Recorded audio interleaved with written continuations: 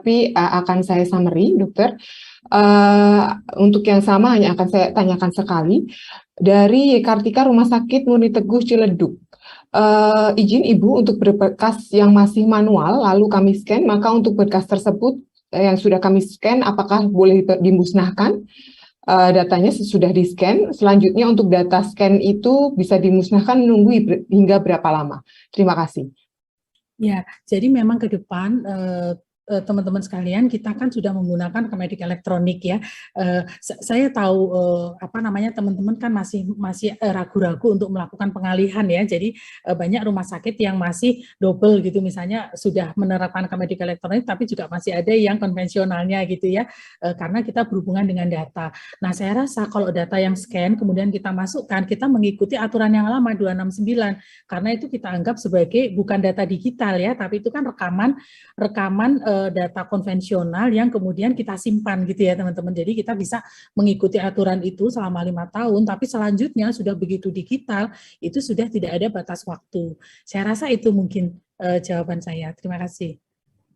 Baik, terima kasih Dokter Siti, semoga menjawab. Nanti kalau misalnya belum terjawab bisa kita tanyakan kembali kepada narasumber yang selanjutnya. Ada satu lagi Ibu terkait dengan tanda tangan digital.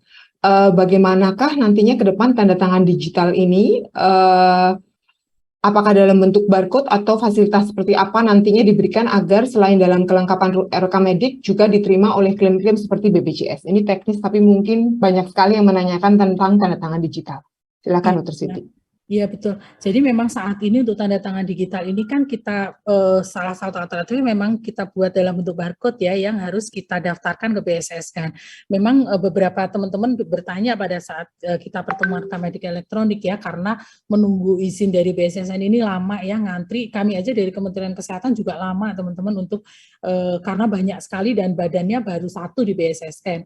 Sejauh yang saya tahu dari BSSN juga memberikan informasi bahwa mereka sedang koordinasi dengan Kominfo supaya dibantu gitu, tidak hanya dari BSSN perizinannya tapi Kominfo gitu, supaya lebih mempercepat ya, dan teman-teman tidak terlalu lama menunggu seperti itu teman-teman. Nah, kemudian juga untuk sementara teman-teman sekalian, kalau teman-teman sudah mengajukan ke BSSN dan masih menunggu, itu bisa sementara dibuat dalam bentuk SK Direktur yang menyatakan bahwa tanda tangan digital yang kita berlakukan itu adalah tanda tangan yang sah gitu, sehingga nanti ini bisa tetap kita berlakukan sebagai pengganti tanda tangan basah gitu ya, tanda tangan digital yang sah yang bisa dipergunakan termasuk dalam pembuktian hukum gitu. Tapi tetap karena saat ini memang baru aturannya saat ini memang mesti didaftarkan di BSSN ya, proses itu kita jalani gitu ya teman-teman sekalian.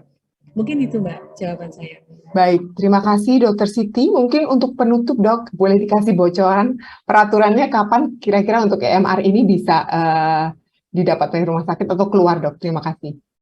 Ya, sebenarnya proses itu sudah selesai, Mbak. Sudah selesai, kami sudah berkali-kali paparan ya dengan Pak Menteri gitu, sudah harmonisasi dengan Kemenkumham. Kami sangat berharap bahwa bulan ini bisa keluar. Harapan kami bisa keluar karena memang dari Pak Menteri juga sudah oke, tinggal menunggu tanda tangan. Kami kejar terus, nanti mungkin Pak Agus bisa membantu menjawab tuh ya, karena kita kerjasama dengan DTO supaya mempercepat proses, dan kita sangat berharap karena memang ini sangat penting ya teman-teman sekalian, ini sangat penting untuk payung hukum teman-teman gitu, karena mengatur benar-benar secara teknis bagaimana Rekemedik elektronik ini diselenggarakan sehingga teman-teman di rumah sakit juga safe gitu ya dalam penyelenggaraan Rekemedik ini, dan benar-benar bisa digunakan secara hukum untuk menjadi pembuktian hukum yang selama ini teman-teman masih ragu-ragu karena memang aturan teknisnya belum ada.